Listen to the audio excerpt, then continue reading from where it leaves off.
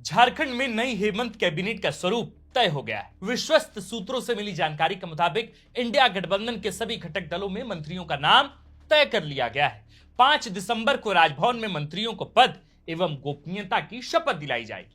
कहा जा रहा है कि बुधवार 4 दिसंबर को राजभवन को मंत्रियों की सूची सौंप दी जाएगी, यानी कि आज ही मंत्रियों की सूची राजभवन को चली जाएगी। मिली जानकारी के मुताबिक जाति, क्षेत्र, समुदाय और अनुभव के आधार पर व्यापक मंथन के बाद ही झारखंड मुक्ति मोर्चा, कांग्रेस और आरजेडी ने अपने अपने कोटे से मंत्रियों का नाम फाइनल कर लिया है।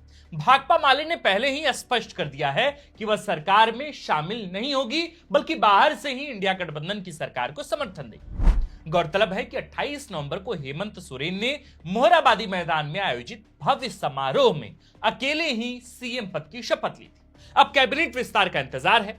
बताया जा रहा है कि झारखंड मुक्ति मोर्चा ने पहले ही अपने मंत्रियों का नाम तकरीबन फाइनल कर लिया था। देरी तो कांग्रेस खेमे में हो रही थी। हालांकि 2 दिसंबर को प्रदेश अध्यक्ष केशव महतो कमलेश और प्रभारी गुलाब अहमद मीर ने दिल्ली जाकर राहुल गांधी सहित मल्लिकार्जुन खड़गे और केसी वेणुगोपाल से मुलाकात की। इसमें विधानसभा चुनाव में जीते हुए 16 विधायकों की सूची के साथ संभावित मंत्रियों का नाम और हारे हुए प्रत्याशियों की लिस्ट भी शीर्ष नेतृत्व को सौंपी गई थी। कहा जा रहा है कि कांग्रेस आला कमान ने मंत्रियों के नाम पर अंतिम मोहर लगा दी और अब जल्दी ही मुख्यमंत्री हेमंत सोरेन को इन सूची से, यानी कि मंत्री बनने वाले विधायकों की सूची से अवगत करा दिया जाएगा। इस संभावना को इस बात से भी बल मिलता है कि सोमवार को देर शाम प्रदेश प्रभारी गुलाम अहमद मीर ने मीडिया से कहा कि सीएम हेमंत सोरेन जब भी कैबिनेट विस्तार की तारीख तय करेंगे, उससे एक दिन पहले उनको मंत्रियों की सूची सौंप दी जाए।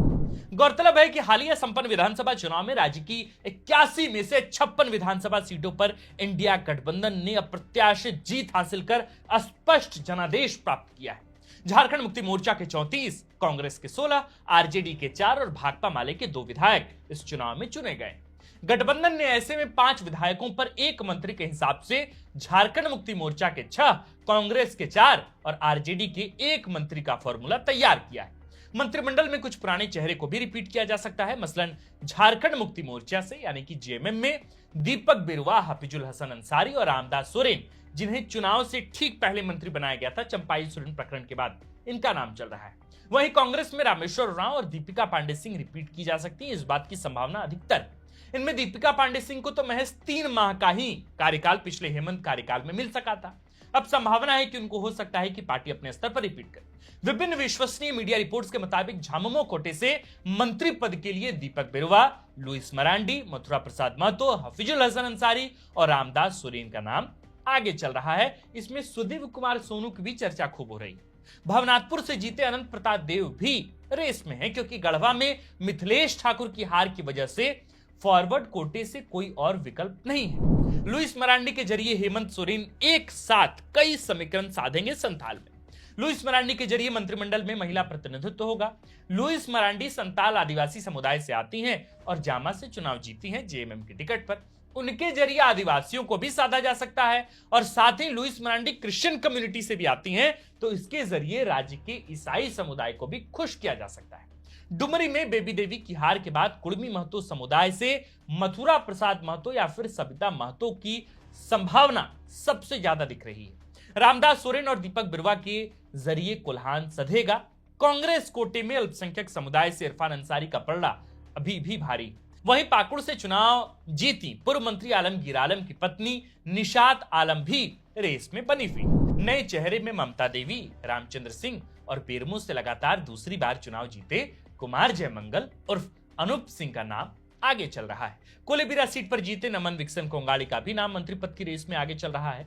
विधायकों में ये तमाम नाम हैं जिनका नाम मंत्री पद के लिए चल रहा है। लोहरदगा से जीते पूर्व मंत्री रामेश्वर उरांव की दावेदारी भी मजबूत है। युवा चेहरे के रूप में शिल्पी नेहा तिर्की, मांडर से वर्तमान विधायक बंधु तिर्की की बेटी का नाम भी आगे है। हालांकि दावा है कि लिस्ट तैयार हो चुकी है, बस सार्वजनिक होना, पब्लिक डोमेन में इस लिस्ट का आना बाकी। राजद कोटे से कोई एक व्यक्ति मंत्री बनेगा। ऐसे में सुरेश पासवान का नाम आगे है, जिनको विधायक दल का नेता चुना गया है।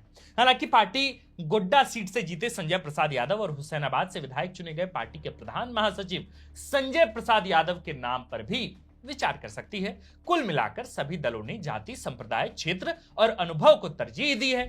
पूर्व कांग्रेस अध्यक्ष राजेश ठाकुर ने स्पष्ट किया था कि ऐसा व्यक्ति ही मंत्री पद के लिए चुना जाएगा जो अपने काम को जनता के बीच ले जा पाएगा, जनता से जुड़ पाएगा, संगठन में दी गई जिम्मेदारी ठीक ढंग से निभाएगा।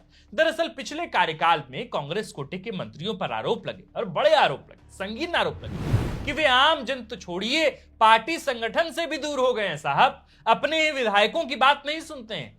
2 पूर्व मंत्री तो चुनाव आ रहे हैं इस बार, एक जेल में है। अब पुरानी शिकायतों और राजेश ठाकुर के हालिया बयान के बाद कांग्रेस की लिस्ट में चौंकाने वाले नाम भी हो सकते हैं। गौरतलब है कि हेमंत सोरेन के सीएम पद की शपथ लेने के बाद कहा जा रहा था कि 9 दिसंबर को विश्वास मत हासिल करने के बाद ही सरकार मंत्रिमंडल विस्तार करेगी। हालांकि राजेश ठाकुर ने कहा था कि यदि मुख्यमंत्री चाहें तो पहले भी मंत्रिमंडल का विस्तार कर सकते हैं और यह किया जा सकता है। अब कहा जा रहा है कि 5 दिसंबर को मंत्रिमंडल का विस्तार होना है।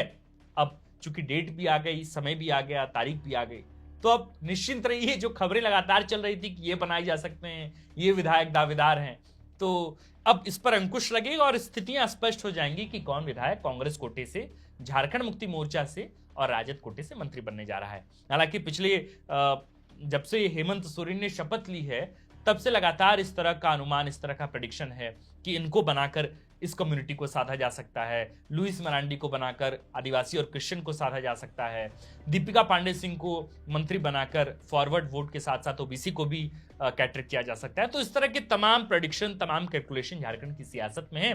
पर मुझे लगता है कि अब इस कैलकुलेशन को विराम आज दे दिया जाना चाहिए। हम पत्रकार भी थक गए मंत्री पद का नाम बताते बताते, संभावित मंत्रियों का नाम बताते बताते। तो निश्चिंत रहिए, आज शाम तक तो यह तय हो जाना है, बाकी कल मंत्री जो है वो शपथ लेंगे ही। आप देख रहे थे द फोर्थ पिलर। हमारा नाम आकाश आनंद है, कैमरे के पीछे है मनीष। इस खबर को लिखा है हमारे प्रिय साथी सूरज ठाकुर ने। शुक्रिया।